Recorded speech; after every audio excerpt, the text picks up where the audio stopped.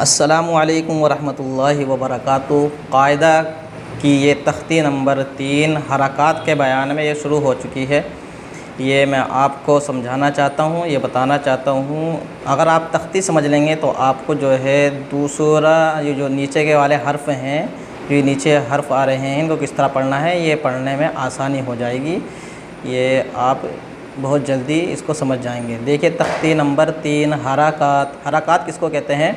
ज़बर ज़ेर पेश को हरकात कहते हैं। ये ज़बर ज़ेर पेश बने हुए भी हैं और लिखे हुए भी हैं। ज़बर ज़ेर पेश को हरकात कहते हैं। ज़बर ज़ेर पेश को जल्दी पढ़ें, थोड़ा भी ना खींचें। अलिफ़ हमेशा खाली होता है, जो अलिफ़ खाली ना हो वो हमज़ा है। ज़बर की आवाज़ ऊपर को उठती है, आवाज़ और मुँह खुले होते हैं।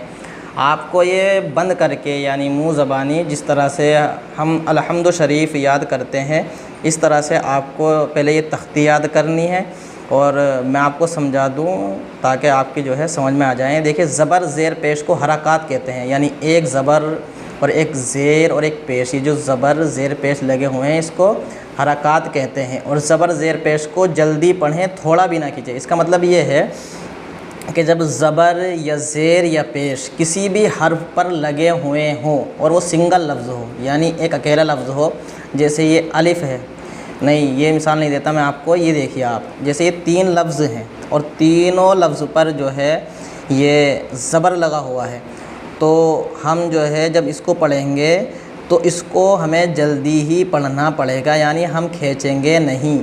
तो अगर इन हर्फ पर चाहे ज़बर लगा दो या ज़ेर लगा दो या पेश लगा दो, तो ज़बर ज़ेर पेश जब इन पे लगेंगे तो उनको जल्दी ही पढ़ेंगे, हम ज़रा सा भी नहीं खींचेंगे। मैं आपको एक और मिसाल दूँ, ये जैसे ये है ज़बर ज़ेर की मिसाल ये है, तो मैं आपको पढ़ के बताता हूँ। इस पर ज़बर लगा हुआ है और ये सीन सिंगल लफ्ज़ है, इसके साथ ना अलिफ़ लगा हुआ, ना वाव लगा हुआ, ना या लगा हुआ। तो जब हम इसको पढ़ेंगे तो इस तरह पढ़ेंगे, सीन ज़बर स खा ज़ेर खी सखी। सीन भी जल्दी पढ़ा और खा भी जल्दी पढ़ा, सीन पे ज़बर है, खा पे ज़ेर है। रा ज़बर र सखीरा। इस तरह से हम जो है लफ्ज़ को जल्दी पढ़ेंगे।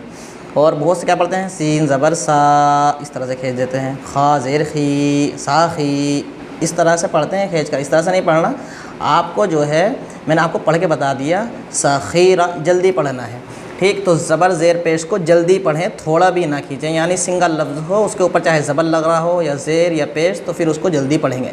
अलिफ़ हमेशा खाली होता है, आपने पीछे पढ़ा जब हमने शुरू में खोला था अलिफ़ बा ता, तो उसके ऊपर ना ज़बर लगा हुआ था, ना ज़ेर ना पेश, वो खाली था, ना उसके ऊपर ज़बर था, ना ज़ेर था, ना पेश था, तो इस वजह से उसको अलिफ़ पढ़ा हमने, अलिफ़ बा। लेकिन जब हम अलिफ़ के ऊपर जो अलिफ़ ये लिखा हुआ है, जो अलिफ़ खाली ना हो वो हमज़ा है, यानी अगर हम अलिफ़ के ऊपर या तो ज़बर लगा दें या ज़ेर लगा दें या पेश लगा दें, कुछ भी लगा हुआ हो, फिर अलिफ़ के ऊपर अलिफ़ खाली ना हो, तो फिर उसको अलिफ़ नहीं पढ़ेंगे बल्कि हमज़ा पढ़ेंगे। तो यहाँ जो है अलिफ़ ज़बर आ नहीं पढ़ेंगे, बल्कि क्या पढ़ेंगे, हमज़ा ज़बर आ बा ज़बर बा। ये इतनी बात आपको समझ में आ गई होगी।